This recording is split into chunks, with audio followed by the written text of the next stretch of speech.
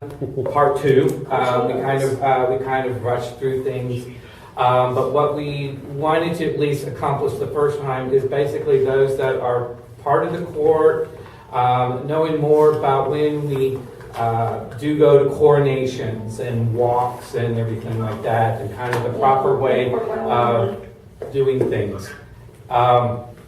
So again, when we go out of town, there is a particular protocol. Adam is our minister of protocol, and he's the one that you will go to when you're saying you want to go out of town and you're representing the court, and then you should have your protocol on file in regards to that. Does anybody have any questions from that particular part of our Court 101? So.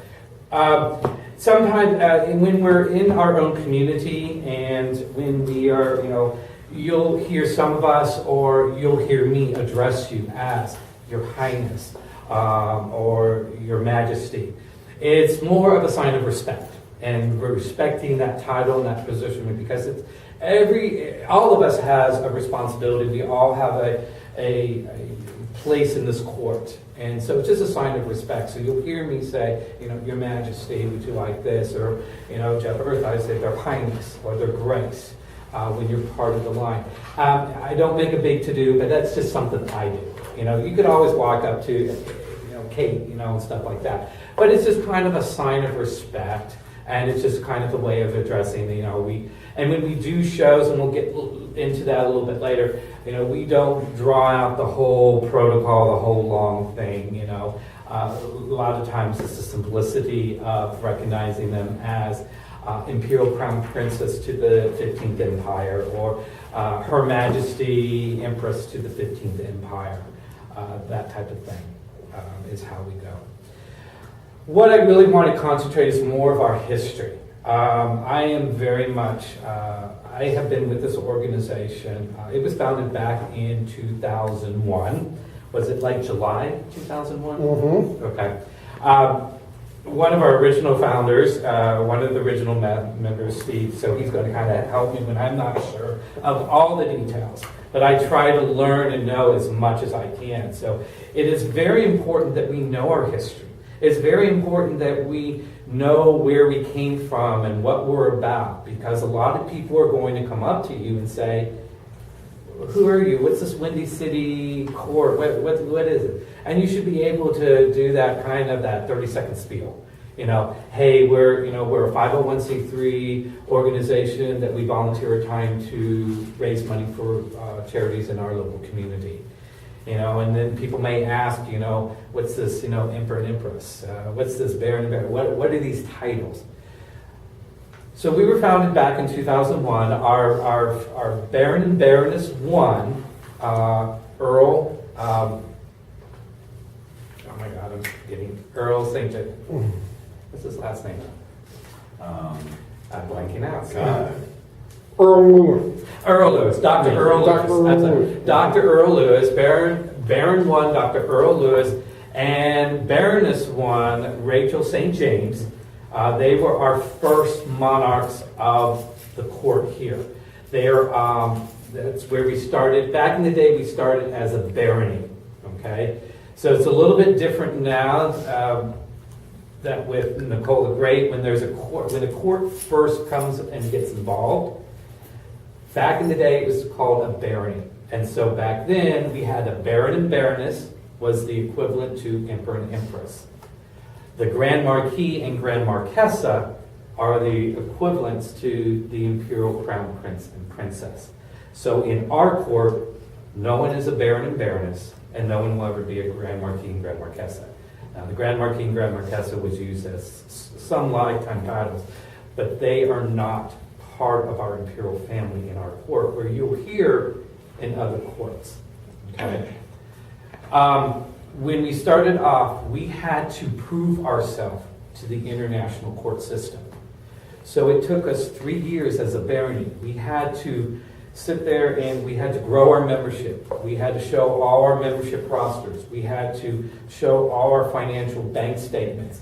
We had to show them all our fundraisings that we did throughout the year. We had to show all our travel through those 3 years. So, back then it was adornment. So adornment 1, adornment 2, and adornment 3. Those were, quote, the barony coronations. So so when you see adornments in some of our history or hear baron and baroness, it's because that is a part of our history. It took us 3 years of a lot of hard work and a lot of building up in the community. And then we had to go before the International Court Council. Now we are, as you hear, we're one chapter of what we call the International Court System. So there's this big umbrella, the International Court System. There is also a governing council, which is called the International Court Council, but now they have ICC, which is International Inter-Court Council. I don't know why they have it that way, but it's the International Court Council.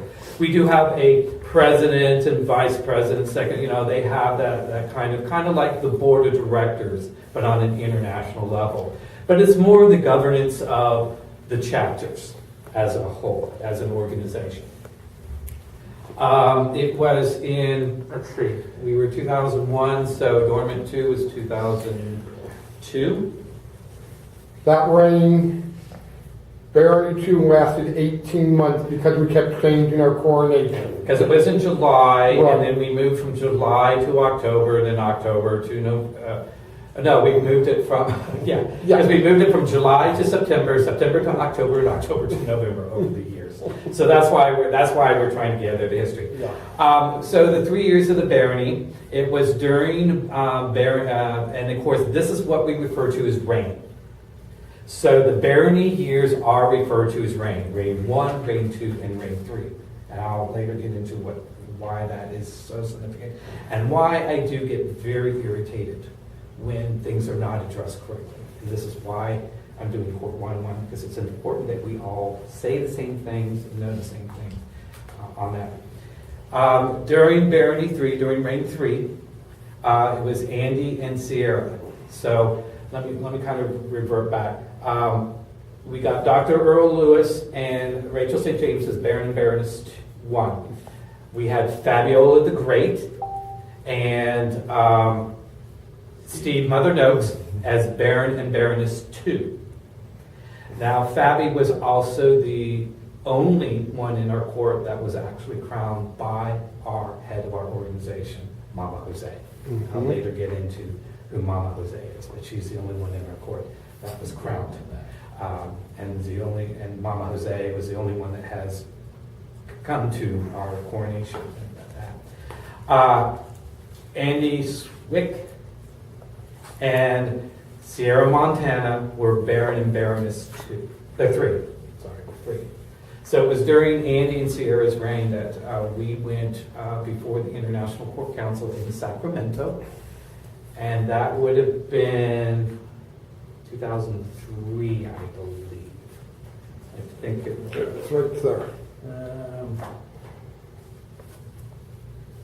I think it was 3. In which we had a 3-inch, 3-ring binder of all our posters, all our programs, everything that we did. And our delegation had to go before the International Court Council to get approval to see if we were worthy, if not, to be elevated to, quote, an empire status. And luckily that year we were with, it was ourselves, and it was Halifax, Nova Scotia, and there was one other court, and I can't remember what that was. But we were elevated to empire. So when we were planning for coronation, then that's when we started to plan for coronation 1. That's when Andy and Sierra were stepping down as our last Baron and Baroness.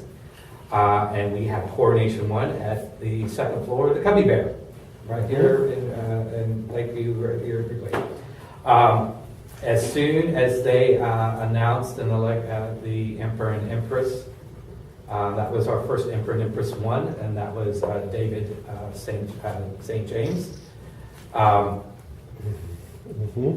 Also was PMS, but she is no longer with the organization. She was removed, but she was also elected the first Emperor and Empress on it. So we had our barony name badges as soon as we put on our empire And that's when we became Empire 1. And that's why from here on out, we refer to our empire years as empires, and where the reign years are referred to are barony years, because, and I think Stephen can recall, that was a very long, drawn-out board meeting, membership meeting on how we were going to determine if we were going to clear out our barony years and make Baron and Baroness 1, Emperor and Empress 1, and move forward. Some people wanted to do it that way because that's how all the other courts did it. A lot of the other courts, what they do is they either start off right as an empire back in the early days, or they had to go through the barony stages like we did when Mama was still alive. And some wanted to keep that history. And so lo and behold, that's what has happened. We kept our history. We did not want to remove our history as a barony because we worked really hard, and that was part of our history. And that's why we are probably there might be another court, but we're one of the only courts in the international court system that has done that. So that's why technically we're 18, so technically we should be on Emperor and Empress 18, but we're not. We're on 15 because 3 years was the barony years. And so those we refer to as the reign years, and that's why Empire 1 going forward is considered the empire years. So we are in our 15th empire, or Empire 15, however you want to do it. And that's why I am very staunch on making sure we're recognizing correctly, because all the other chapters do refer to as their reign year. Reign 23, reign 45, reign this. That's great. But we have a very unique chapter, a very unique history. And it's just a matter of honoring and recognizing and having that respect of those that were part of the original buildup of this organization and the hard work that they put into it and the dedication that they have done. And so that's why I'm very staunch, and that's why I do get a little, is because it's like it's part of our history. And even though I know some people are joking about it, but sometimes I laugh it off, and they kind of keep poking me, as you will hear certain monarchs or certain people keep, reign, reign, reign. I will try to laugh it off, but it's a little more disrespectful, and I don't. It hurts. It really does hurt when we have people in our organization who don't even take the time or the bother of learning our history, learning where we came from, and how did we get where we are today.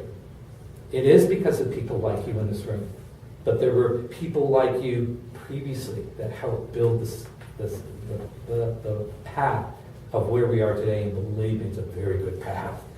As Stephen and even when Scott came in, we kind of went through this. We were like up here. We really had, when Fabi and I stepped down as Emperor and Empress 2, we were at the Germanium place, and we had probably close to 200 people at a coronation ball. It was packed.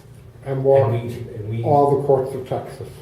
And that's a rare thing too, when you have the United Courts of Texas, when you have 7 chapters and all 7 chapters are represented. That's a huge honor.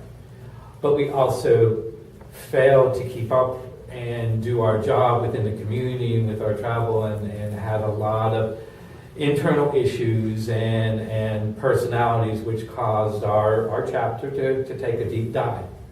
And where we ended up not affording a hotel, and where we were stepping up and stepping down in Charlie's. And for a few years. And even though it was economical, was that we didn't have the money. We didn't have enough fundraisings. We didn't have corporate sponsorship. We didn't have the members. We didn't have that. And so when we don't have the funds, then you got to do what you can. And we lost a lot of respect on the international court system, and a lot of from people wanting to come to Chicago, because they were not going to get all dressed up and their crowns and gowns and stuff going to a bar for a coronation.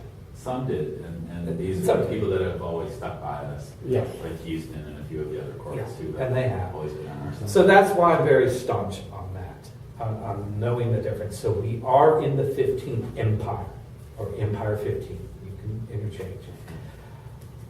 We were the royal sovereign Royal Imperial Sovereign Barony of the Windy City. That was our original name. Yeah. I know. And Repeat that, please. Our original name was, it wasn't on there. The Royal Imperial Sovereign Barony of the Windy City.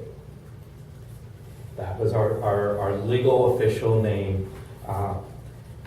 Then that was also another big meeting of what we were going to be called for an empire. See, there's a lot that goes on when you're switching over, and there's a lot of debate. Well, we are the Imperial Windy City Court of the Prairie State Empire. Now, a lot of you don't probably know, but Illinois is known as the Prairie State. So that's why we're part of that, which was, I think, Fabi that did all the research. She did a lot of research. My Lady Empress did a lot of research, and so she would come back. And there is practicality. There's a reason behind it. So our legal name is the Imperial Windy City Court of the Prairie State Empire, Inc. NFP, Inc. NFP or NFP Inc. NFP. NFP. That is our business legal name. Our DBA, or other people, Windy City Empire, because that's a lot easier to write on checks or we can name. The most appropriate naming that we use for our court can be Imperial Windy City Court or the Windy City Empire. Now, those should be how we, who are you? Oh, I'm part of the Imperial Windy City Court. You don't have to go, the Imperial Windy City Court of Prairie State Empire. That's a mouthful. You could say Imperial Windy City Court. You can say the Windy City Empire. Those are acceptable names. I'll even give that, it's like we're the Imperial Court of Chicago. Sometimes people will say that, and that's okay. When we're addressing, I'm the Imperial Court from Buffalo or the Imperial Court from New York. When we're talking, it's a little easier. So, sometimes we have to dummy down so people really understand what we mean, and that's no offense, but it was just trying to help them understand. But I'm also one that I've seen different names of. Oh, we're the Empire, the Windy City of Chicago, and it just.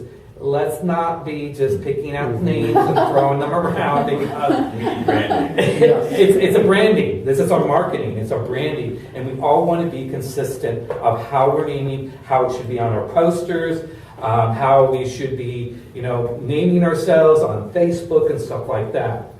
So, you can say Imperial Windy City Court, Windy City Empire, or the Imperial Court of Chicago. Those are the acceptable, when you're putting things, or when you say, hey, please join the Imperial Windy City Court for this event, or, hey, the Windy City Empire is hosting carnival. So that we're all on the same page, we're all using our name the correct way on that. So that was also another debate on things. Real quick, when we're getting payments from folks, like for ads or anything like that, the really easy thing to do is just have them use the initials, because that's when we go to the bank, that's what we are. So IWCCPSE. Real simple. Write that down. I forgot that. That we Say don't that run again, out. please. IWCCPSE. IWCCPSE. Imperial Windy City Court of Prairie State Empire. Much easier, you don't run out of room on the chat. I see. Right all the way down. No, I see. Is that what it is? Yeah, don't say Windy City Empire. Yeah. ICCPSE. IWCCPSE. Okay. IWCCPSE. Dave, Yeah. the other court is the Canadian court, Winnipeg. Back when we were barony and made them a sister court, Winnipeg and us were real strong back then. Okay. Winnipeg kept the barons Okay. and baronesses. Oh, that's right. Now it's Zarin's Arena, but I don't know what we call. Now that when courts come on board, like for instance Indiana or Missouri, but I think Missouri is closed again. Florida. Any court comes in, they're automatically. I don't say automatically. They're an empire almost. They do it for 1 year, and so what? when they haven't had, now they do the Tsar and Tsarina. That's something that Nicole the Great wanted to do when she became Queen Mother of the Marrows. So now they're Tsar and Tsarinas. Now again, we don't have Tsar and Tsarinas. We don't have all those titles on our side. They work as an organization for a year, and then they have Coronation 1, and then they have their, Emperor and Empress on that. So that's kind of what so it's a lot different now. It's almost like anybody can start a court, fundraise for a year, do what you have to, and bam, you're elevated. So for us that we were back in the barony years, it took us, you had to prove yourself. There was some baronies that were, now they have folded, Vermont and Louisville. They were baronies for 5 years, and they just couldn't get to that level to be approved. Well, I know a little bit more about Louisville. Yeah.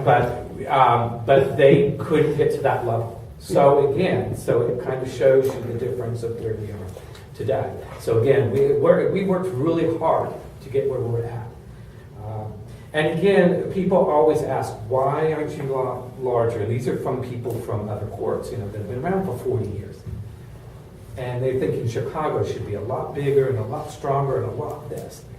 And believe me, some of the people in this room, like my emperor, knows that I can get very passionate about my court. And I mean well. Yes, because you I can. am very passionate about this court, about my court family, my members, everything. And when I tell them, I said, we are not the only game in town. We have a plethora of organizations, from the leather community to game community, drag community, gay, straight, whatever, sports community.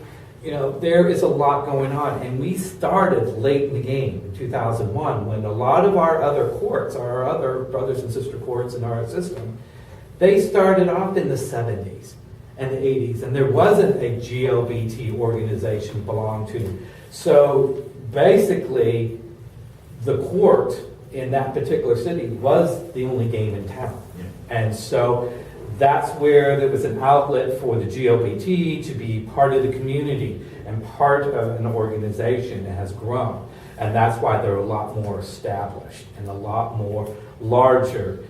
We'll eventually get there. I have faith in this court.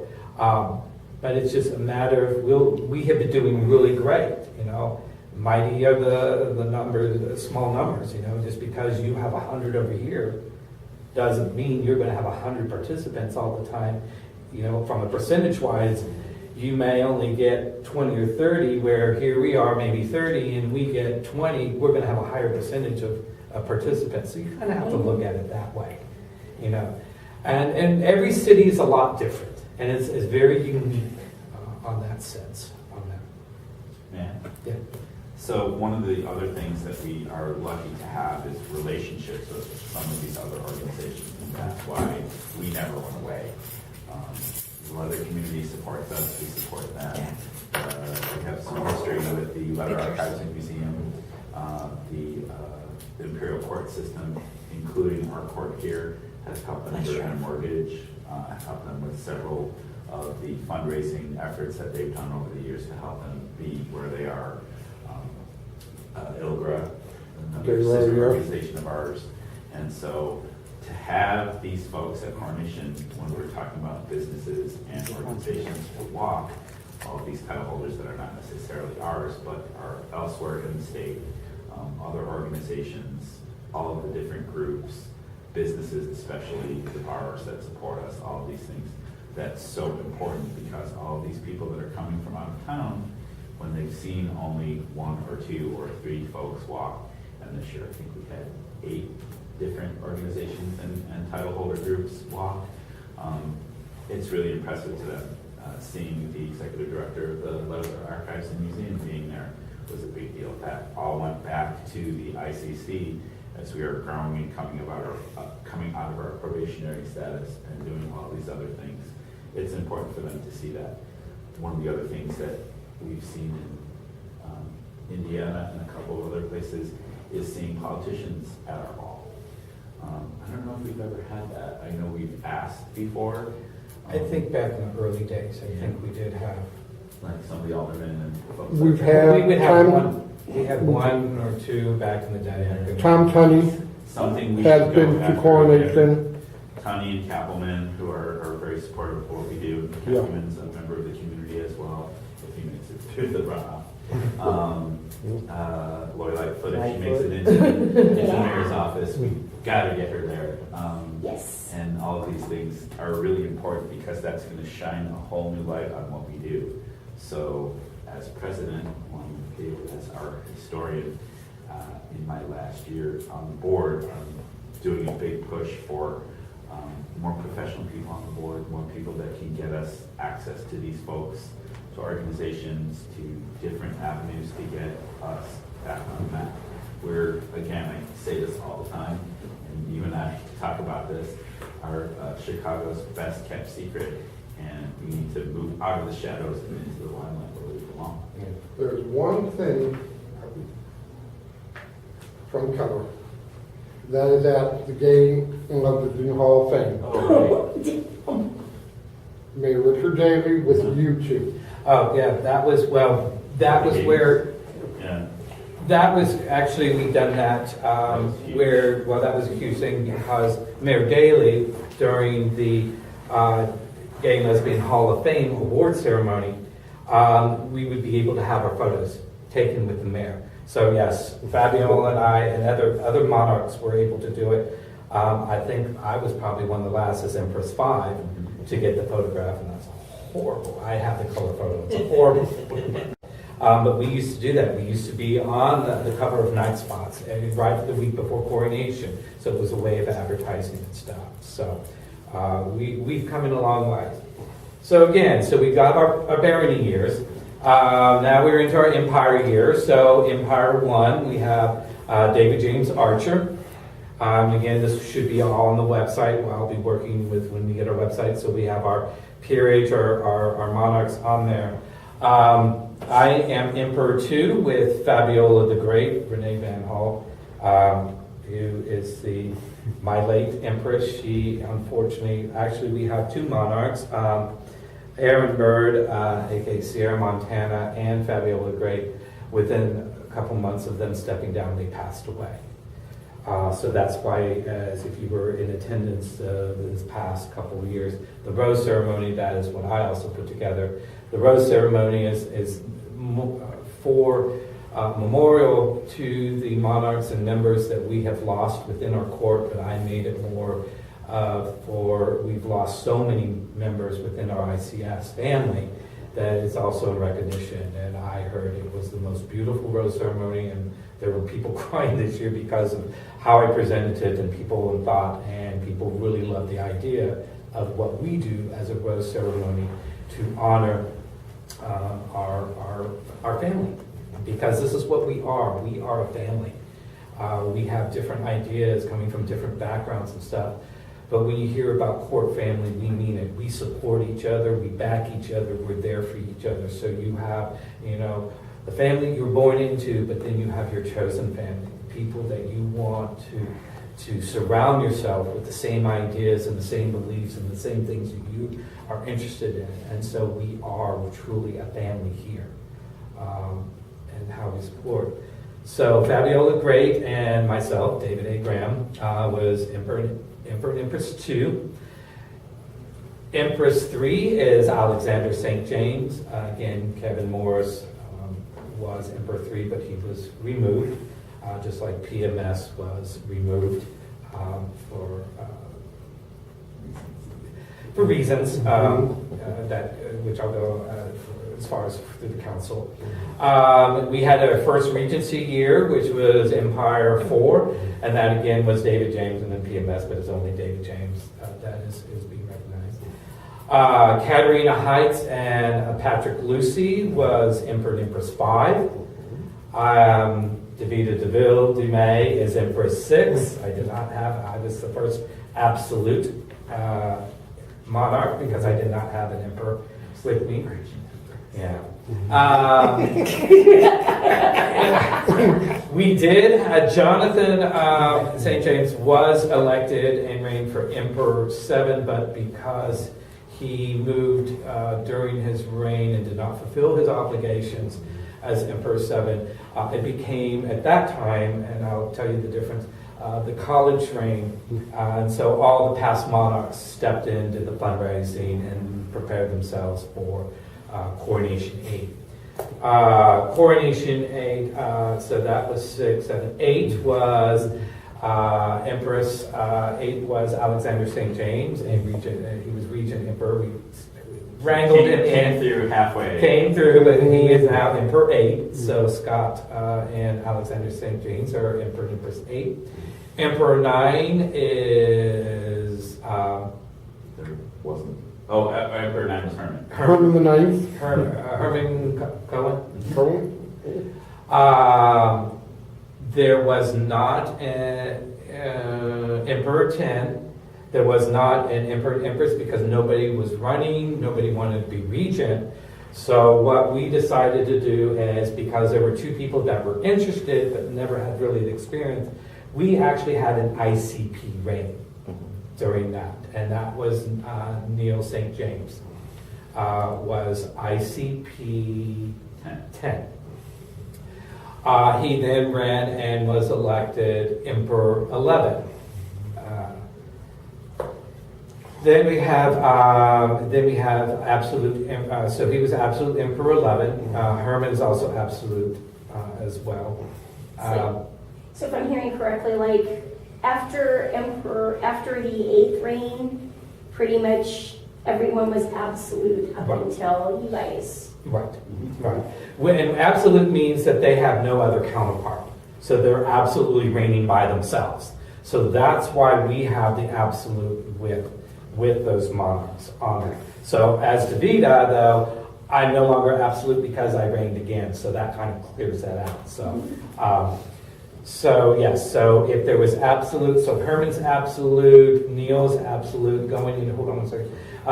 12 is Diamond Richards Deverovyaki. She's absolute Empress 12.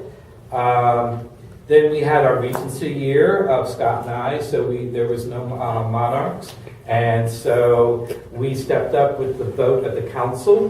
When we do regencies, it is a council vote. So if there's no one that is running, or if no one is qualified through the candidate review and all that, then it goes to the Council of Monarchs, meaning any past monarchs that have reigned before.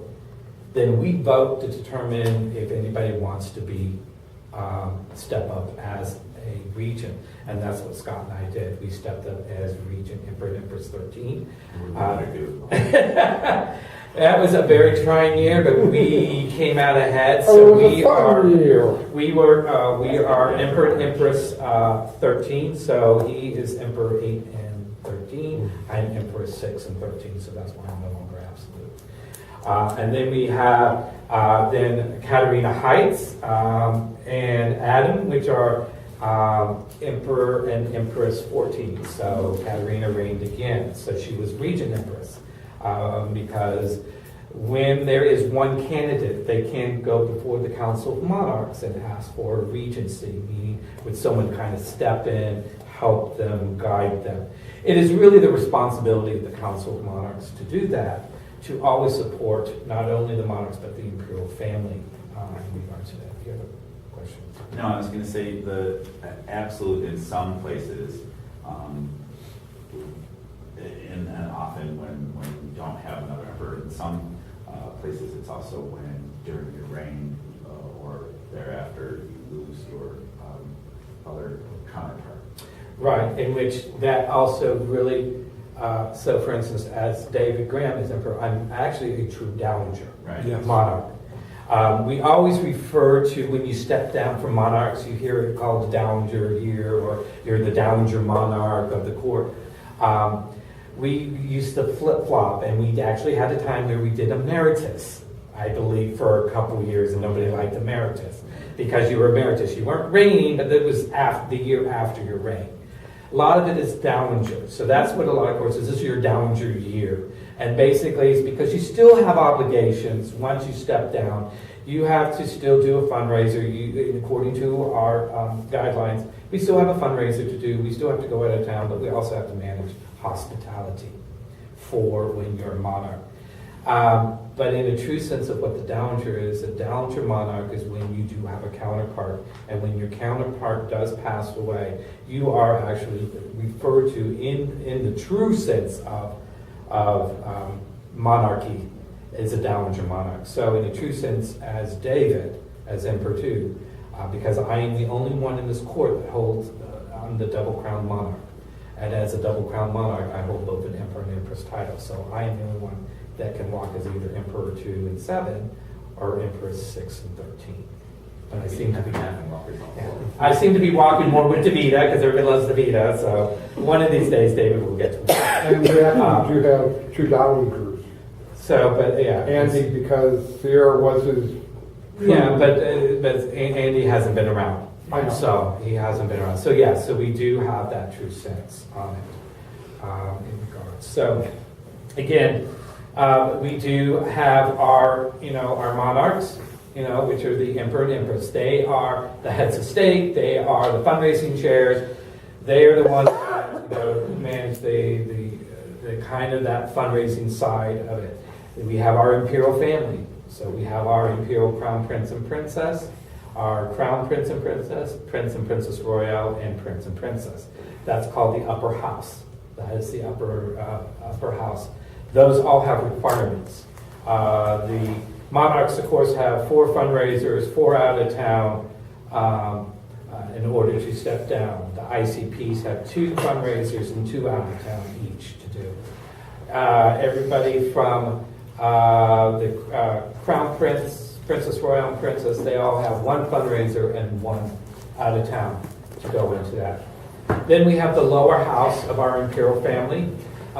Basically, back when Fabi and I were bringing, we had people that wanted to be part of the imperial family, but they couldn't afford to travel. They couldn't afford to do this, and we didn't want to exclude people. So that's why we have a lower house where they don't really have obligations, but we encourage them to do that. Participation, fundraising and stuff. And so that's why we have the Duke and Duchess, the Marquis and Marquesa, the Count and Countess, and the Viscount and Viscountess as our lower house. And that concludes our imperial family and our royalty. That is basically all we have. Other titles that we may use that were either barony titles or titles that we don't use, we use them as honorary titles. For instance, Fifi Dupre is Grand Duchess for life. So we don't have because we don't have a ducal court.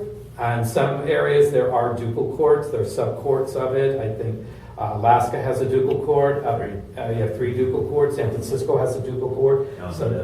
Alameda. So they're a smaller court, but they kind of funnel in on that. So we use some of those titles that we don't use as we can use them as lifetime titles and stuff. So she does. She is Grand Duchess for life, and she's also a citizen for life as well with that. So I think she's going to. As you know, that we do have a lot of connections with other organizations, but the big connection that we do have is the International Gay Rodeo Association. The International Gay Rodeo Association did come out of the international court system. It was Emperor 1 of Reno that was trying to help raise money for muscular dystrophy. And back in that early days, in the late 60s, early 70s, nobody is going to support a GLBT organization or just the GLBT community at all. But they were trying to form a, quote, rodeo to help raise money for for the muscular dystrophy. It took a lot of hard work and a long time. They had, goats and sheep and stuff, but they just did what they could at that time. But that's how it kind of over the years started to evolve, where it was becoming more of a rodeo where we're here today. So the International Gay Rodeo, IGRA, is a true sister organization to the Imperial Court System. And that's why a lot of court systems are very much partnership with the Rodeo Association within that city. You got the TGRA is very big with the Texas courts. You got Colorado, Oklahoma, California, Arizona, Utah stuff. So Colorado. Colorado. CGRA. So I'm also a past Mr. Illinois Gay Rodeo for 2003. So that's actually, it's when my title year is the rodeo that I actually got involved during Verity 2 year with Fabi and Stephen, and that's how I got involved in the court system. This year we really want to start working with the rodeo system because they had some hardships. They haven't had a rodeo for a couple of years, and so we want to kind of start building our partnership with them and kind of growing, because two small organizations are mighty as one, and helping them. And we also know how it is when we're struggling and we're trying to do fundraising and we're trying to get ourselves out there in regards to that. So that kind of gives you kind of some of the beginning history of what our court is about, kind of how we came through and do things, kind of giving you the history of our monarchs and stuff. We do have the board of directors, which basically we have the president, vice president, secretary, treasurer, and the members at large. They do the day-to-day business side of this organization. Making sure we're filing things with the ICS as required with the state, with our taxes and everything. Make sure we're reporting, make sure that everything is good to go. The monarchs and the Imperial family is in charge of the fundraising. They're the ones that are bringing the funds in with all the different fundraising that they do, which goes to their charities. Now the monarchs get to choose their charities each year. So again, they reign for 1 year. And and everybody is fundraising for their charities. Then they step down. Now the only lifetime titles in our organization that can be used is the monarchs are lifetime titles and the ICPs, because that was done by proclamation by an empress of the Council of Crowns, which the ICPs, Alexander St. James, the Council of Crowns. By proclamation, did the Council of Crowns, where because the ICPs are really the right-hand people of the monarch. They work very hard, and they do. Now, if they don't go up further into the ranks, then they will always be, their lifetime title will be ICP this. And if they become with the monarch, if they become monarch or anything, that's going to be your highest title. So, but you always still will be listed in that. All the other titles are just reign titles, and they go away. So then everybody coming in after the coronation ball, the new monarchs step up, everybody becomes a lord or lady. If you don't already have a permanent title, you're automatically lord or lady on that. And it's really up to the next year of the Imperial the monarchs of who is going to be part of their line and of their family there in regards. We have a council of monarchs now. A lot of we changed it. It used to be the college. And of course, you'll hear other courts call it the College of Monarchs. But with talking to people, they didn't understand college. They didn't. So it was Katerina and Scott and I one day, and we were talking. It's like, well, a council. We really are a council. We do come together as a council. We discuss things. We handle things. We give guidance. We give advice and stuff like that. So we decided to change to the Council of Monarchs. Now, a lot of the courts have the College of Monarchs, and they have a dean of the college. We have ours as a chancellor, and it kind of happened out of funniness, but we're trying to be different. We're trying to make it a little bit kind of, fun, but a little serious on that. So the Council of Monarchs, what we do is these Council of Monarchs are any past monarchs that reigned within our court, but also who have come from other courts that may have relocated. For instance, Earl. Earl's been an emperor twice in Salt Lake City, but he serves on our Council of Monarchs because we give him an invitation. It is always appropriate that we reach out to any members from any other courts that have relocated into Chicago. We want to invite them in with open arms because they can give us some good ideas. What we do is so I am currently the Chancellor of the Council of Monarchs. Katerina Heights is the secretary, so we do take notes, and we don't meet every month. We only meet when we feel we need to or something comes up. We're kind of more of an advisory board. We advise their majesties. We advise the monarchs during the reign. We also advise the imperial family as well. But we also handle, currently right now, we handle the disciplinary action. It's what we call grievances.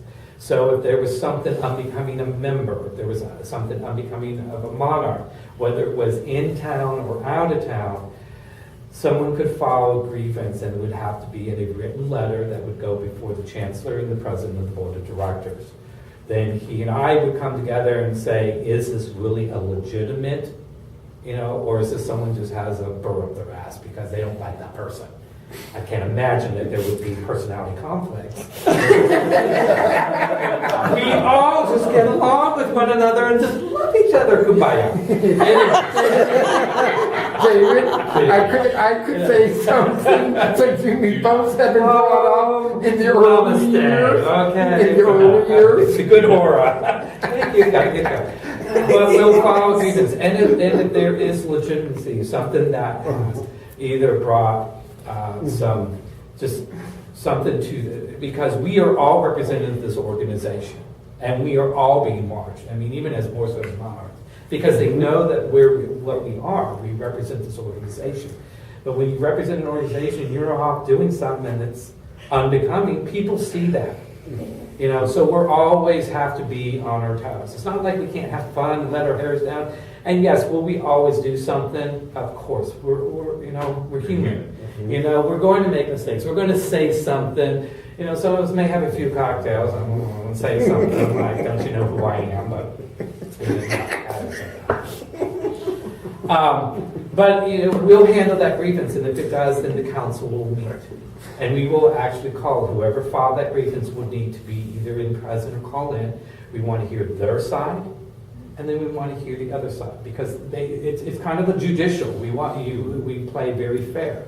As the board of president and as myself as chancellor, we're neutral. We don't have a vote. We just kind of guide and we kind of put together. And we basically have those people say their piece. They each get their time. They leave. Then we discuss it as a council as far as what do we want to do. Is this more of a slap on the hand and saying a warning? Is this more of, okay, we're going to put you on probation for 3 months? Are we going to, okay, this was really serious, so we're going to suspend, we're going to suspend you for 3 months, no titles, rights, or privileges. Or a year. Or a year. And it really depends on the seriousness, but we try to be all less fair. So we currently, right now, are the disciplinary board for the organization, for both members and for the Imperial family. But as you all know, we start off as members first on it. That could change down the road, but we will work on that. So if you have any questions, I recommend that you refer to your bylaws that have the code of conduct as one of the articles in the bylaws. I can get email copies to folks. Yes. There should be one on ChicagoCoronation.com. I'm not There sure was. if I put it up there. Yes, There you should have did. been.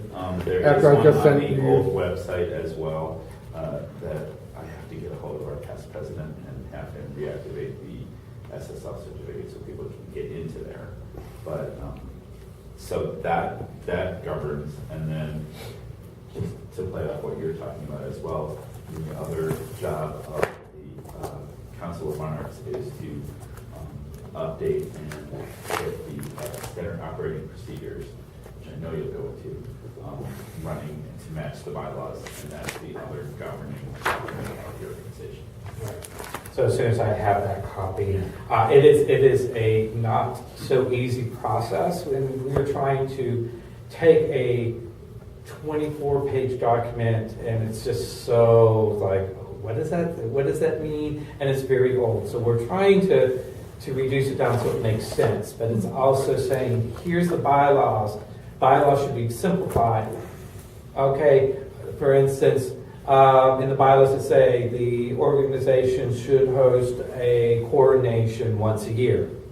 Then you go up to SOPs under coronation, say coronation ball will be held in November on the second weekend of this. So it goes into more specifics on it.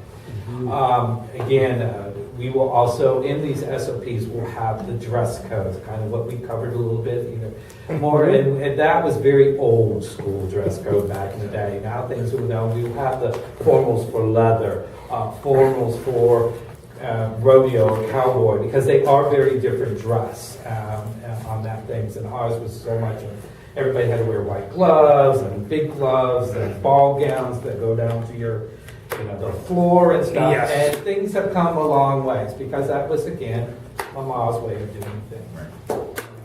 Former head of Yeah, but now I can't. I keep saying that. Yes, so you hear me call Mama or Mama Jose. As you know, that back in 1965 is when the international court system was founded. And that was by Jose Sarria, Sarria, So, Sarria. sorry, yeah. Sarria. He performed. He was an opera singer. He was did drag. He was a world WW2. There you go. Also, And he was also the first openly gay person in 1961 to be a candidate for city supervisor for the city of San Francisco. Wow, so it was like openly gay candidate. right before, like he was before Harvey Milk. Right. So it's right there. So. Way later. And then there's now my story, and you can correct me if I'm wrong, but there were tavern guilds in all these different cities, and they kind of do the host of a king and queen type of thing. And well, that's actually something different here in Chicago. That was actually the first empress, but we never carried that on. We would be a lot older right now. Yeah. Oh God. But what happened was that that tavern goes, some people were trying to ask Mama Jose, we would love you to be the queen, and she kindly says, well, I cannot be your queen. And they said, why? I said, I can't be your queen because I'm already an empress. So she declared herself Empress One.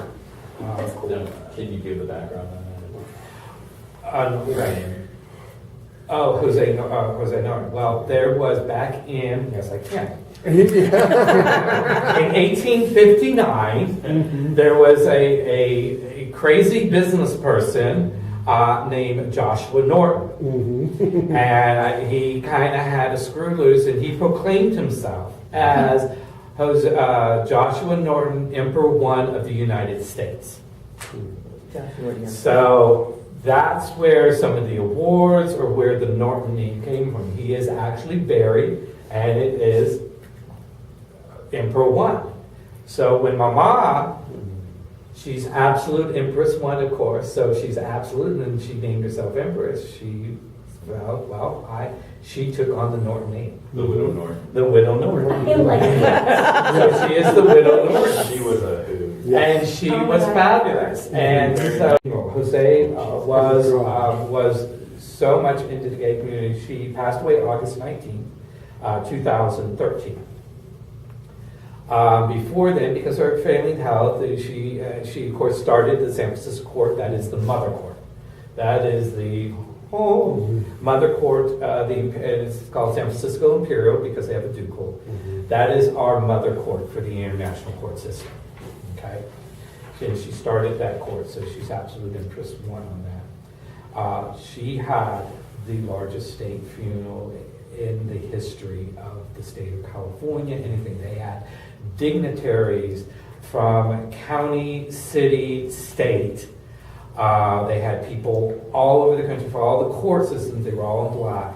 They had, I think, 12 to 15 limousines. They had police escorts. They had, I think, 10 to 12 coach buses for everybody. I mean, it was, you probably thought the President of the United States passed away. That's how grand it was on it. But before her health is when she named her successor, and that is the current head of our organization, which is Nicole the Great. She was supposed to reign for 10 years. We were on 12 years now. She is a different type of person, and everybody has their own beliefs and their own ways of things and running. I look at it as that, and this is just my personal feeling, where we are in the whole pomp and circumstance that Nicole's doing is really not the taste of what Mama was all about. She wasn't about all these airs and all this hoopla and this, that, and the other. But it's okay, you know. She is the head, and she deserves our respect on that. And you know, she's a past Empress of San Diego, and so she lives in San Diego on that for that. So, any questions so far? I know I've kind of like thrown a lot of stuff. I probably should have stopped, but you know me, I just start going and stuff. No, but I do have a little. You were talking about getting our name out, the name brand recognition.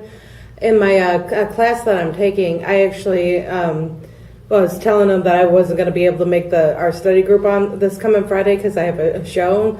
And one of my classmates looked at me and went, "What show?" I'm like, "Oh, I'm with my charity group, the Windy City Empire." They went, "Really? Can you send me the link?" So at least 3 people are coming from out of Chicago to the. Exactly what we talked about. If you tell 2 friends and they tell 2 friends, remember the shampoo commercial? Yes. That's how you get an audience. And more than anything else, we need members. We need people to run for Emperor and Empress. We need our Lion family. More than anything else, we need an audience. That's the way to do it. Thank you, Cheryl. Yeah, she's like, "Oh, can anybody come?" I'm like, "Unless it's like a meeting or something like that for the court, everybody's welcome." And actually, Even at meetings, they're welcome. Even at meetings? Yes, Yeah. meetings Oh, are okay. open. We're an open organization. And even the board meetings, just so they can learn, they won't have a say. vote. But then it's up to the president. If they have a question or anything, he would recognize from the chair. Okay. So, but that's how people get to know us, and that's how they learn about us. And they'd be like, wow. So that is something that we always do. Good idea. So, do y'all want to take like a quick couple minutes and stretch? That sounds good. Snyder. Feelings and stuff He like started that. acting. Okay. Started This is not like the time. Chicago act up and say That's a stuff like that. whole nother Yeah. You meeting. got a haircut. All right. Private meeting. Yeah, it's private. Okay. One thing I will get into is fundraising. That is one of our biggest things that we do throughout the year. It's also, again, marketing and getting ourselves out there and stuff. Of course, our annual gala is coronation ball, coronation. We hold it now in November. It's once a year. It is a 4-day event. It goes Thursday, Friday, Saturday, and Sunday. Thursday is the in-town show in which all those that help the Monarchs and members and line members and that help fundraise and supported their reign throughout the year is their one opportunity to actually perform and keep their tips. Because throughout the year, we give our tips back. We donate our tips back. So it all goes to our charities. So that is our way of saying thank you for your love and support of this organization. And so you guys can perform. It's also our toast and roast that we do to their majesties. And again, that is the starting of the fundraising for coronation, because coronation ball usually does run about $12,000 to $15,000 for a small organization to put on. When we have it at a hotel, we're talking about the food and hospitality and everything that goes into it, which I highly encourage people to step up and want to be a ball chair or be part of that committee. It is a great learning. I've been ball chair for 4 years. I'm not doing it this year, but I am initiating the RPs to the hotels, which I will follow up on the West Flow now. And then we have what Fabi and I did when we were Emperor and Empress 2 is the Mr. Almost Naked Windy City. That is another event that we usually hold in the hole with the jackhammer. It is a fun contest that we kind of spin it off from Mr. Nude Las Vegas. So you can just imagine what that entitles. Almost means they have to have some type of article on them, like sunglasses, or a hat, A sock. or a glove, or a sock, but nothing else. That's how we Where's kind of the get sock away gonna with it. be? Well, it's not Not where you think. You don't know how to think. You don't know how to think. And so we will get people in. Then Friday we have hospitality that we support, and that's always the past monarchs. When we talk about the Dowager monarchs, they're responsible That's for Friday and hospitality. Saturday. And that's Friday. We usually start Friday at noon. That's when everybody's, we got a bunch of people now starting to come in Thursday because they like the fun stuff. But Friday really starts it. We have hospitality, and then we have the out-of-town show. And this is where all our out-of-town guests, whether they're current monarchs or past monarchs, ICPs, whatever line in, they get to perform, and we will either have it at a hotel or this past year we had it at Charlie's. Probably going to stick it at the hotel. And then Friday we take them on a bar tour. And basically showing them Boys Town, showing them the bars. Yes, we do go to 3160, or we go to Lucky Horseshoe, Sidetracks, Charlie's, North End, Cell Block. So we do that, and we kind of show them our city and our community is basically what we do. Then on Saturday we have hospitality again, and then Saturday evening is the formal gala. It's a sit-down dinner. It's where you get to dress up like you're going to prom, but this is a little more over the top. We got crowns and gowns and just everybody dripping in jewelry. Costumes, Costumes and everything. And it's basically what it is. It's a celebration of their monarchs, the hard work and everything that they have done, and volunteering and stuff like that. And then at the end of the night, we do the crowning ceremony, and that's when we crown the new monarchs, the emperor and empress. And it's all pomp and circumstance. Now, the only time we always say that this is fun, that this is a game, it's not serious. What we do is very serious. We fundraise. That is very serious. But the one time that we do take things seriously is our coronation. It is very proper. It's very formal. It is a celebration in that. And then we crown the next monarchs, the next emperor and empress of the Imperial Windy City Court. And then the following Sunday is then the victory brunch, in which of course, throughout the Saturday night and even in the Sunday at brunch, think about awards and stuff like that. And we also then have our victory party. And that's also where we help raise money for the promotional fund for the monarchs, for whatever they need to use that fund, whether it's a travel to promote our coronation and our chapter and stuff like that. So that's kind of what, and then it starts from there. Then we have what we call investiture. And investiture, not investitures, it's investiture. That's when they invest. They invest their imperial family, the line of succession, if you want to say. And these are the people that is their committee, the fundraising committee on that. And isn't that also divestiture where we are giving away the checks from the prior reigns work? Right. We're actually getting that money. Well, this is investiture versus divestiture? It's investiture / divestiture. Okay. Investiture is when we invest the new imperial family, the new fundraising committee is basically what they are for the next empire year. Then at that same time, we are divesting the previous empire's money. So like this year, we had Chewie and Kate invest the imperial family, but then Katerina and Adam divested, and meaning presented the checks to charity, to their charity partners. We want to be transparent in the monies that we have raised for that year. I'm asking the board and the treasurer to probably go back to see what kind of documents we have. I know we have raised thousands and thousands, probably close to $100,000. I'm pretty sure, maybe more, that we have raised since our existence. And that's where, sometimes it was $7,000 range, or sometimes it was a $15,000 range. There's been some larger years where it was over $20,000. But again, we're here to help raise money $1 at a time to help those that can't help themselves, or they're not getting the funding from the government, or they're struggling, and we want to reach out and do our part. And so and you hear us on the microphone and stuff, every little bit helps. Every little bit counts. Because at the end of the day, at the end of the reign, when you add up all the pennies, nickels, dimes, quarters, dollars, it's a pretty good sizable fund that we are able to divest. Now, according to our bylaws as well, 10% does go into the operating fund of the organization because we do accrue costs to run any type of organization, any type of business. 25% goes into our charity fund, which is the Sierra Montana Scholarship Fund.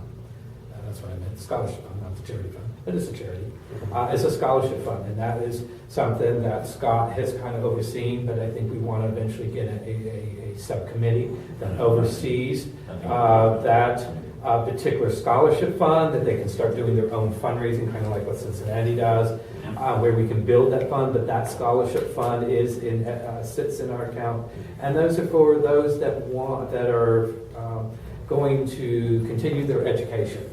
And so a little bit helps. I know from a lot of us, or even for myself, even the $250 or $500, even $1,000 scholarship fund does go a long ways. People don't think, oh, we need to be giving them $10,000. Well, no. Even if it's $1,000 to help cover a semester worth of books, that goes a long way. So that money can help them out. So we do have a little bit of fund, but we'd like to see that fund grow. So that's why, by proclamation, and I'll get into that. That is 25% goes into that scholarship fund. Then the Council of Monarchs. We have our own fund too, and our own fund is what you see in front right here. These are all the state regalia. This is the crown jewels, the state regalia. This was the original crown of Baroness to Empress to Fabiola the Great. When she stepped down, when we stepped down as Empress, she donated this to the time the College of Monarchs to be entrusted and held in trust. And this is actually the Empress's Imperial state crown. It is never to be worn. It is held over the Empress during her oath of office. So this was held over Kate's head when she took the oath of office of Empress. This is actually my state crown. This was my emperor's crown when I was emperor too. When she donated this crown during Victory Brunch, during when we were invited into the Council of Monarchs, to the College of Monarchs at that time, I indicated that if you have one skyline, you must have the second skyline. So now this is entrusted into the Council of Monarchs, into this organization. This is held over the head of the emperor during his oath of office, and is never to be worn. However, if someone did ask if one of the emperors, like Herman and even Jonathan, by permission by me only, that person can wear that crown for that night if they don't already have a crown. That was before we have an emperor state crown now. So Chewy actually has the emperor state crown. It is a similar skyline crown that was made by David James Archer, Emperor 1 and 4. He donated that to the council to be entrusted, and that is the emperor's crown that he can wear, because monarchs didn't have crowns to wear. So that's when I stepped up as empress. I got a very nice crown. It's an AB crown. You see Kate wearing it. She is wearing the actual empress's state crown. So these are what they're actually crowned and can wear during the reign at that time.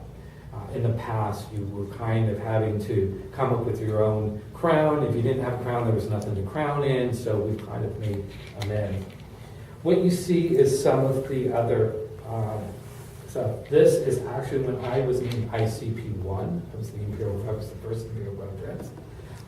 This was the shoulder crown.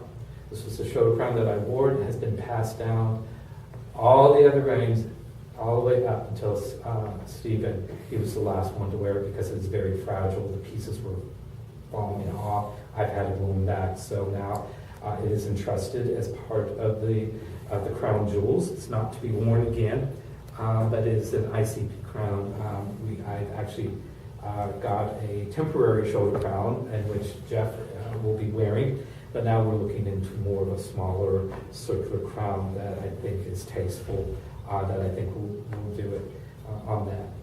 We have, which somehow we came across, this was actually the original orb of the barony of Chicago.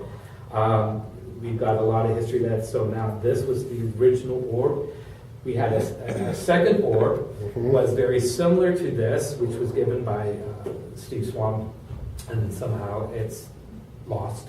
But it had we all, back in the time, we had family pens, and it was basically the sky like this. It was basically this pin right here that went all the way around it.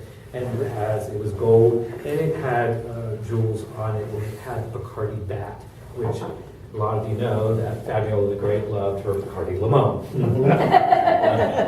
So, but now we've been entrusted, and this was given to by His Majesty Emperor 14, Adam Lawrence, and he recreated. So now we have an orb. So now we have the 2 orbs. Lord Ninja and I were able to make the new scepter. We actually do have a scepter. It actually has the original King George's crown on it. It's a replica, very small. But that is entrusted with the founders. The founders have it. You'll hear about the founders. We do have people that are the founding members of this organization. Richard Cloth and Steve Noakes are original founders. They earn our respect as being founders, but they have chosen not to no longer participate in our organization for certain reasons, which some of us know, but we don't air dirty laundry. We don't air certain things. The one thing I always want to say is, regardless of the personalities, and my emperor hears it from me a lot, and I sometimes slip and fall. We're all human. We all want to show respect to all people in this organization, monarchs, founders, whatever title you have, lord or lady. Regardless if you don't like them, you show them the respect.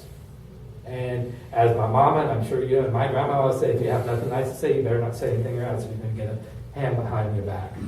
So you're back in your head. Well, The mama tap. The mama tap. Yeah, it's like, no, because it doesn't do us any good to talk about our own members, because you never know who's standing next to you or overhearing the conversation. Because that's what happened in the past, is that, why do I want to join an organization? All you do is bash each other. And it's like, and so that doesn't look good on us, and there's no place for it. So that's why a lot of times I will always say, you guys, okay, but he or she is still a monarch, he or she is still a founder. Let's show them that respect. Regardless if you have personal conflicts or whatnot, you're not going to get along with everybody, but let's show each other respect. And it's part of our code of conduct anyways on that. And it's just easier to ignore or to walk away as well. So these are all part of it. Again, I don't have the scepter. We're still working on that. This is one of the robes that had been entrusted. These robes are placed upon the monarchs once they've given their oath of office. So this is one of the imperial robes that we have. We also, I didn't want to bring it, we do have the imperial sword that you see that we invested a lot of you on. That was also entrusted and is part of the state regalia that we have here with those. So we have a lot of that. And if you use a proper cleaner on that state sword, you can get a little So that, and then they also time. have the medallions. The monarchs wear the medallions, and which is their part of their regalia. It just says Emperor and Empress on it, but then they will get their medallions, which I need to talk to you because I need to get to a new location, because the place that we have our medallions, it's going to be costly, and they outsource it now, and it takes a long time. So we have to get, I want to get somebody local to do that, because we need to replace the 2 generic ones, but we also need to get their Majesties, Adam and Katerina's new ones as well on that. So as Stephen know, back in the day, we used to get medallions for every line member. That's, I think I have my marquee, I have my ICP, and I had this, and I have a couple of medallions. Back in the day, if you wanted the medallion, once you were made a line member, you paid $5, and the other 5 came from the. But It was we don't do a that. joint effort. You paid 5, and 5 came from the But treasury. we don't do it because it was a lot of cost Yeah. on that and stuff. So now with the, and of course now you see the new name badges. Now we've gone back, we've gone to the white, which I think I really looks like a that. lot better. That's another big vouch of mine, is that I really feel that we all should have a name badge, wear them at events, because that is a conversation piece. You know how many times you're standing where and they're like this. Of course, it's black with the white writing. There's in the dark trying to read it. But what does that say? And it's like, oh, I'm part of the Imperial Court of Chicago, and you go into your little, and that's where they start saying, well, what's that about? What do you do? How do I get involved? So that's why, again, it's having that just piece of plastic that has someone, because they, you see something on someone, you're kind of curious, like, okay, what is that? And so it's a conversation piece. So every time that we have an event, when we go out, it's so easy to always have your name badge. If you have a crown pin, especially for the Imperial families, if the Imperial family has crown pins, even if you don't feel like dressing up, I always say, have your name badge and a crown pin. That's your regalia. That's your simple regalia when you go to events, even if you're attending something and stuff, and you're attending another organization's fundraiser, another organization, and you might be the only one. Wear that name badge. Have that, there. Their monarchs have their monarchs pins. They have the emperor and empress's pins, and that's part of their regalia that they are actually on loan for their year and stuff. And so those simple things, just that's how we can market ourselves. That's how we can that's where we get the conversation rolling on that. A lot of times when I would be out of phase and stuff, I will have my medallion on, and because the way they look, people are always like, "What did you win?" That was always the first. What did you win? Well, thanks for asking. I won Empress. When we love Conversations I actually met when we were And my out sugar was at one of our, it dropping. was No, something my that we sugar were was at dropping, so I had to Charlie's. get something. I met a guy who happened to be a member of the Imperial Court of Denver. Yes. Yeah. It was just like, hey, wait a minute, you're with the court, I'm with the court. Yeah. So a lot of times you'll get that, because a lot of people will come through, especially with the Denver and Phoenix and stuff, because we have our chapters again. We have over 70 chapters throughout the United States, Canada, and Mexico. Mexico is, they're not doing so much in Tijuana, but they're also part of that other conversation with the other court system out there. Mm-hmm. There is another international court system. I look at it as that I don't feel that and this is my personal opinion, I don't think the ICS has any right or say on bashing another organization or not allowing another organization to thrive. On that same note, I've seen some of the comments from the other organization doing the same thing, so but I've had conversation with the head of that one. But they are more to the Latin community, which I think we fall short on. I'm sorry, but look at the makeup of our members nationally and in this organization. How many Latino members do we have in this organization? Probably not any. But the point is that we don't do a good job. How many African Americans do we have? We have Anna, but we also had Alexander. Alexander was only one. Sierra was another one. We fall short on representing the entire community. We really do. So for this organization, finding a niche that is more into Latin America, but also for the Latin community, because they're finding an outlet because they don't see an outlet with us. So I think that's okay. And you might see, some of you might have it on Facebook and stuff, and I just implore you to just keep an open mind, but also it doesn't do us any good to bash another organization when another organization is trying to do something that is obviously a need in their community. What they see is a need in their community. And I think we need to do a better job in bringing all communities together into our organization. But it's also another thing that I feel that we need to not just be Boys Town. I live in Oak Park.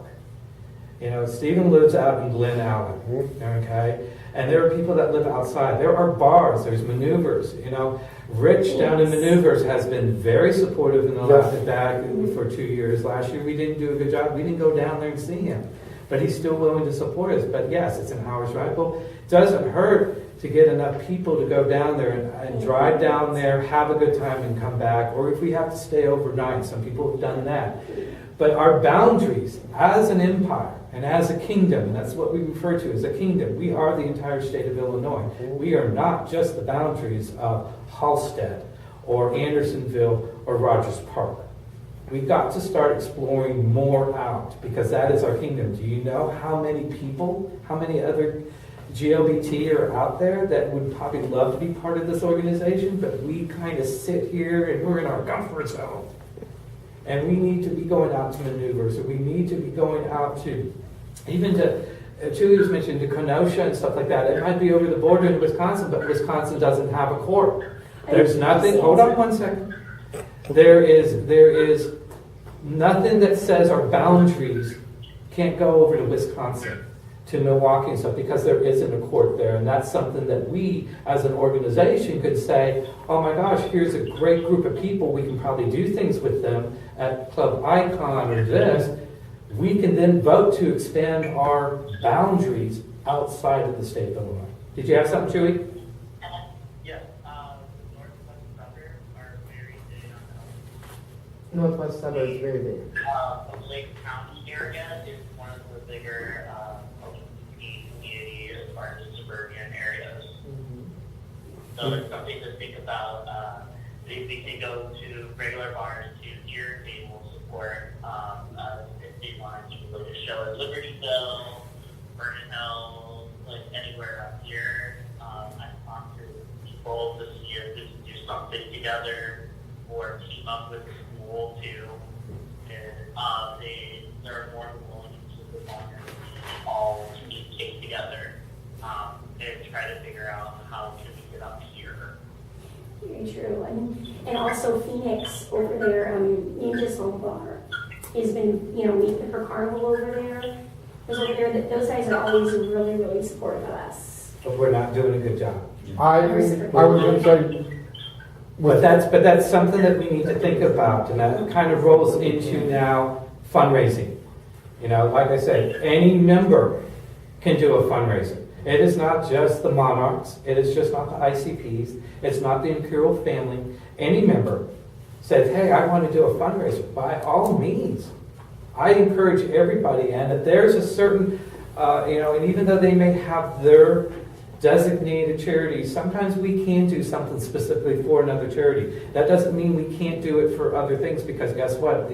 At the end of their reign, and we're standing up there divesting the money, and we have 5 checks for 5 different organizations. That looks pretty darn good, that we've raised money for all these areas. Now, we have raised money for Cancer Society, the American Cancer Society, the Kidney Foundation. We've done it for Pause Chicago. We've done it for Direct Aid, Howard Brown, the Broadway Youth Center, the Night Ministries. We've had a plethora of stuff. We've also had, we did the Adopt a Kid organization that helps with Christmas presents for the underprivileged youth and stuff like that throughout the Chicagoland area.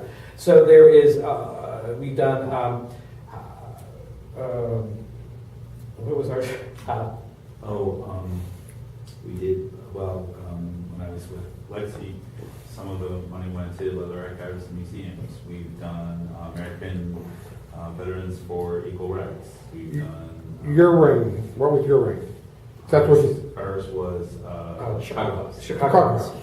So we've done a lot of things. So if you are passionate, if you know there's something out there, the first line that you go to is to their majesties. And even their ICPs, because they're the right-hand people right there. But they are the ones that are ahead. They have the calendar. Actually, the 4 of them should really have that calendar of knowing what events. And you know what? It's okay if we have 2 events in one night. It's called divide and conquer. You hear us do that all the time. It's okay that, hey, I may be doing something King and Queen Royale on Friday, but there needs to be some representation to something else that's going on. Then a couple people do that. And if it's because one's later than the other, people go there, then they go up there. Just like when Spark Kelly had their event at Atmosphere. We were all at Atmosphere, and then we all went to Jackhammer. Yes. So that's what we're all about, is being in multiple places and being represented. But if there is a fundraiser, there is an event form that is, well, it would have to be printed out, because it usually would be on our website. Again, that's why we want to have a website, where you basically would state, this is what the event is, this is when I want to have it, the date and time. You want to do all the legwork with either the bar or the facility. It doesn't always have to be at a bar. It doesn't always have to be a drag show, because some of us don't always want to get drag. But something unique, something easy that we would be able to raise money, but also have fun and socialize as well on that. I do thank you, Eartha. She did print out how to put on a successful fundraising event. There is some guidelines right here. I haven't had a chance to look at it, but it kind of gives you an idea of how to do a successful fundraising. basically about choosing an activity and a theme, select a catchy name for the event, choose possible location and dates. Recipients, now remember, anybody that we raise money needs to be a 501c3 charity. That is the one requirement that we must do. They must be a 501c3 in order to. If they're not, then we will have to have a discussion. If it's something passionate, then we will have to find a way to do it. I don't know, to be honest, that would be something through the board. For instance, the Adopt a Kid program, they haven't gotten their 501c. They are not-for-profit, but they're also tied in with Kiwanis. So that, because Kiwanis is a 501c3, that's kind of how we divert it into, I think we did a fundraising for the school system. And so we kind of had to it was for the teachers, we did a whole thing back to school and papers and pens and stuff for the teachers. We raised money, but then it was for one organization, but we really had to find out through the school system that there was a 501 on that. So again, and I'll get with your question, go through their match on Facebook application on that. So with that, yes, Scott. Not a question. So 501c3s need to be in good standing with the state of Illinois. There's a website that you can go on with the state to make sure that they are that. That's a requirement. You can't do anything, any kind of fundraisers without that. It needs to be on the poster who the money is going to, plus the Rain Charities information. And also, if you're throwing a fundraiser, you need to have board members there to collect money. Very important. Even if the treasurer can't be there, there are enough of us now that we can have the proper paperwork and collect the money and make sure it gets deposited into our night deposit at Byline. Yes, sir. Can you make sure all the members of the board know the procedure for collecting money and securing it? Because if I had to do that, yeah, absolutely. Yeah, if I had to do it, it would go. It's very simple. It is. I'm also coming up with, my printer took a crap or else I would have printed up a couple exemplaries. What I want to take to a company to make like punch cards for like people who follow us and want to go to our different shows and stuff like that. To we can either have our own personal like little stampers that we can stamp. Okay, they've been at this show, and we can date what date and stuff like that. And when they get it filled up, that it'd be an entry form for a raffle for at our next coronation. Oh, very good. You're talking for non-members, right? You're talking for... For non-members, for Okay. people who come to the shows. And so that way it'll also encourage them to not only follow us and get their cards filled out, but to also go to our coronations too. Very good. For the raffles. That's a great marketing because whoever's hosting the event can always say that. Yes, I know. And also I wanted to get what the public Facebook page is actually, what the Instagram page is, and what the Twitter one is. So printed on the back of it too. Yeah. I think Scott has them. And that's what I was also talking about, of getting the generic, like this print, once we get all our websites and everything, that we have our generic cards that all the members could have, which would list all those sites on it. But we also want to make sure that our website is up and running, our new website. We do have a separate coronation website when coronation time comes around. But our Facebook, but we want to make sure people are monitoring that, and so that we as an organization knows who's going to be monitoring that. Is it our media? Do we have a media chair, and if that's the person that's going to funnel all this information and be in charge of on that? So, Elizabeth, yeah. For the fundraising, is it the case that if you have a fundraiser for a specific organization, they have to wait till the end of the year to get the money? Yes, generally. Yeah, because that's when we collect all the money, and because we do the checks and we invite all of that. Now, in that instance where if someone is that would be a discussion that you would bring up to the board of directors, in which the board of directors would vote on it. and saying, this is something that's coming up and we kind of need this. Sometimes if it was like, we did like for the tsunami fund back several years ago, we raised money, but that money had to be divested at that time. So we do take it by case, but our normal protocol is that we wait till the end of the year to divest that money to each individual. But if it's for something that's a short term or something that they need, you would just need to go before the board of directors and get the approval and say, I want to do this event, but within a week or 10 days after the event, can we? Because what we have to do is if people go online, if they put on PayPal, and it costs money every time you withdraw money from PayPal, we want to make sure that we're getting all the funds in. So that's why we kind of wait, because sometimes people will write checks a week or two later, or they donate later on that. But that is always an exception basis. Yeah, so it's easy enough to do if it's something time sensitive. Okay, then I have a follow-up question. How involved are you with the people who are actually involved in these nonprofits? I mean, are they promoting the event to the people in their organization, their members, their volunteers? So it's very dependent. It's something that we've talked about, that we need to grow those associations, that we need to get people. In the past, we've had Grocery Land, Stephen? Yeah. Person from Grocery Land? Lori used to come to everything we did. Chicago House has been to some of our events. Leather Archives and some of the different ones. But no, and like Prairie, you said it didn't come to us, maybe did, including coordination. I mean, did you tell them, or we invited their chair, and sure he was on the list every time. We need to get a better association though going with the charity partners that we pick, so that we not only notify whoever their representative is, but if they have a fundraising chair, that's not the word I'm looking for, development director, or a committee, or a website where we can send these things to, or those.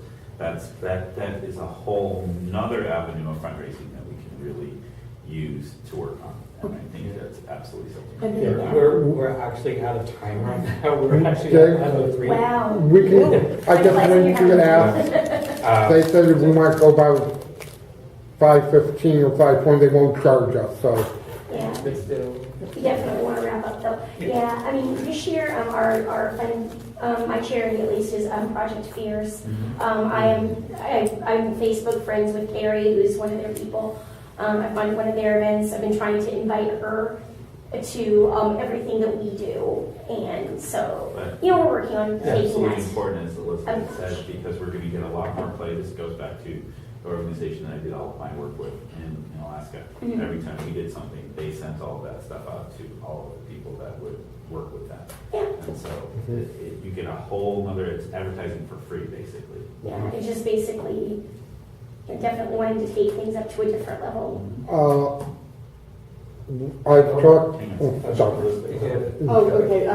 Okay. 2 points, but you don't have to answer this now. I'm wondering if you're holding on to this money for specific causes, are you investing that money? Are you holding it in CDs or money market? No. This is our checking Regular account. checking. It's in our checking account. Okay. That's what we have to do, and it's all. We follow everything with the state attorney generals and with the state of Illinois. This is typical. Yeah, they probably wouldn't allow savings account to draw interest on that, Yeah. because then you'd have an account for, That's called even profit, if it's like and we're $5. not for profit, so we can't do that. Okay. Well, And let's do what Jay Court Katie did. Yes. right. So I don't know the rules about it. I feel like for some organizations it would be weird to be holding on the money, but I mean, you just have to explain it to them the right way. Because it's ongoing, because like, for instance, we should be cutting a check every time we do a fundraiser for Project Fears. It's for the entire year. Okay. And because we are raising money the entire year for Project Fears. We're raising money for the entire year for Howard Brown. So every fundraising that the Imperial family, that the Monarchs do outside of it, that they're fundraising for those charities throughout the year. So we're raising all that money all the way up until coronation. And they're aware of it. And then once we get all the monies in, then when we have the divestment, that's when we write our check. It's only when there's onesie, twosie out organizations, it's like if someone says, here's an organization that I want to raise money for, and they kind of need it within the next 6 weeks, that's where you go before the board and say, hey, I know we normally hold the checks and do an entire divestment, because what we want to do is invite those charity people to the divestment, and it's another marketing promotion, but it's being transparent to the community. And we can still do that and give them their money when they need it. But we will still do the divestment. We can give them their money, but then give them the big, just do a kind of a marketing presentation at divestment. And then my other thing is I wrote out I have a handout with some important points about Facebook or things that I think that are important. And if you're doing an event, you can add me as co-host and I can edit if you want to do that. I know we're out of time, but here it is. Yeah, Thank you. Yeah. And if you want to share this with like bars that you're having events at, that's fine. I actually went and talked to Jason at Shakers last week and sat down with him and showed him how to do these things on a computer and talked about it. And the thing is, because he was doing things on his phone, he didn't know about the settings that you can have access to in your computer, which, so maybe some people know this stuff, and maybe, but yeah, and I. Do you have that? Anyway. There you go. Okay. There's Thank you, Elizabeth. I think I have it. I couldn't get in there. Does anybody else have any questions? Anything else? We still have a little bit of time on that. How did y'all feel about this? Was this helpful? I mean, I know we were kind of rushed the first session, but was this I want to hear from our new members. I love the history. Yeah, It's a lot of things in perspective. More history. It makes me more excited. Sorry, some of it I actually have already heard a lot about it. Yeah.